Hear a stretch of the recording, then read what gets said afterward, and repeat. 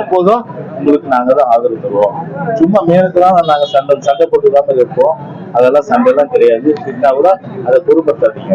ஆனா உங்களோட எப்போதுமே நாங்க அந்த உறவை நாங்க வச்சுட்டு சொல்லி அதை சொல்லிட்டு வரதான் அவர் போனாரு. வேற எதுக்கு போனாரு? 1 to 1 அதாவது வந்து உதயநிதியும் அதே போல பிரைம் மினிஸ்டர் மீட் பண்றாங்கன்னா அவங்க கட்சியில சீனியர்ஸ் இல்லையா?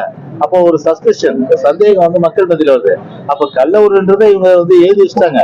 எழுதப்படாத ஒப்பந்தமா இன்னைக்கு வந்து பாத்தீங்கன்னா அவங்க சொல்லிட்டு வந்திருக்காங்க, உங்களுக்கு நாங்க என்னைக்கு ஆதரவு தருவோம், நீங்க வந்து அதை பத்தி கவலைப்படாதுன்னு சொல்லிட்டு வந்திருக்காங்க. ஆனா எங்களை பொறுத்தவரை மாநிலத்தோட நலன் அந்த சார்ந்த விஷயங்கள் தான் நாங்க வந்து பாத்தீங்கன்னா ஆதரவு. மற்றபடி மாநிலத்துக்கு எதிரான விஷயங்கள் எவ்வளவு விஷயங்கள்ல அதுக்கு எதிராக குரல் கொடுத்திருக்கோம். எங்களுக்கு வந்து அந்த கள்ள ஒரு வைத்திருக்க வேண்டிய அவசியம் எங்களுக்கு கிடையாது எந்த காலத்திலயும்.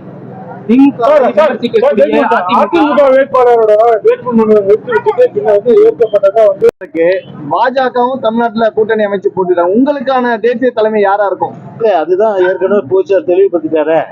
மாநில நலனுக்கு அது ஒரு உகந்ததா இருக்காது. ஒரே விஷயம் ஏற்கனவே போச்சார் தெளிவுபடுத்த பல மாநிலங்கள் அது மாதிரி பிரதமர் அடையாளம் காட்டி தேர்தல் நடந்ததா இல்லையே. இப்ப 1980 புரட்சி தலைவர் தனியா தான் நின்னாரு. அன்னைக்கு இந்திரா காந்தி அம்மா இன்னைக்கு கருணாநிதி பேச்சு கேட்டு பாதி சீட்டு நாம எடுத்து வர சொல்லி சிஎம் மட்டும் எனக்கு கொடுங்க சொல்லி இந்திரா காந்தி அம்மா காலில் விழுந்து அன்னைக்கு ஆட்சி கழிச்சாங்க. 80 தலைவர் நின்னாரு. தலைவர் நின்று என்ன ஆச்சு? அது இது தனியா தானே ஒரு மகத்தான வெற்றி பெற்றாரு. சரி 80 வெற்றி பெற்றாரு. 2014 பாராளுமன்றத்துல ஆமா தனியா தானே வெற்றி பெற்றாங்க. 2016 கூட்டணியோட தான் நாங்க ஓட்டு சதவீதம் இருக்கு, எங்களுக்குன்னு பேஸ் ஓட்டு இருக்கு, அடிப்படையான வாக்கு இருக்கு. சரி ஒரு விஷயம் இவ்வளவு கேக்குறீங்களா, திமுக கேளுங்க. நீங்க என்னைக்காவது ஒரு நாள் என்னைக்காவது ஒரு தேர்தல்ல கூட்டணி இல்லாம நின்று கேளுங்க. இந்த கேள்விக்கு அவங்க வந்து பதில் சொல்ல முடியுமா? சொல்ல முடியாது. அவங்க வந்து யார் முறையா சவாரி செய்யணும், இல்ல தான் வந்து சவாரி ஏத்துட்டு போகணும், இதுதான் அவங்க. ஆனா நாங்க அப்படி இல்லை. எங்களோட வர்றவங்களுக்கு வந்து அவங்களுக்கு அனுகூலம், வரலன்னா அது பத்தி கவலை இல்லாம நாங்க வந்து எங்களுடைய கட்சி தொண்டர்கள் இருக்காங்க, பொதுமக்கள் இருக்காங்க, இவங்க 2 பேர் தான் தோழமை இருக்கு. அந்த பலத்தோட நாங்க சந்திக்கிறோம், வெற்றி பெறுறோம். அதனால 38 MP நாங்க போய் ஒரு அழுத்தம் கொடுத்து ஒரு கெசட்லயும் அதே போல வந்து ஒரு ஆணையம் அமைக்கிறதுக்கும் ஒழுங்காற்றுக்குழு அமைக்கிறதுக்கும் அழுத்தம் கொடுத்ததுனால தானே வந்தது. கண்டெம்ட் போட்டோம் பெட்டிஷனை எங்க சுப்ரீம் கோர்ட்ல. திமுக செஞ்சுதா? இப்போ காவிரி பிரச்சனைல வந்து இப்போ ஒரு மேகதாது விஷயத்துல வந்து மத்திய அரசு வந்து கண்டு காணாம இருக்கு. ஆனா அதே வந்து தமிழ்நாடு அரசு என்ன பண்ணுச்சு? கண்டு காணாம இருக்கு, அழுத்தம் கொடுக்கலையே. அது மாதிரி எங்களால எல்லாம் முடியும் என்ற அடிப்படையில் தான் அந்த நம்பிக்கை தான் நிற்கிறோம். கேட்டா கேள்வர்களை நெய் விழுந்து சொல்லுவாங்க இல்லையா, அந்த மாதிரி ஏற்கனவே வந்து 33 வருஷம் ஒண்ணும் பண்ணல தமிழ்நாட்டு மக்களுக்கு.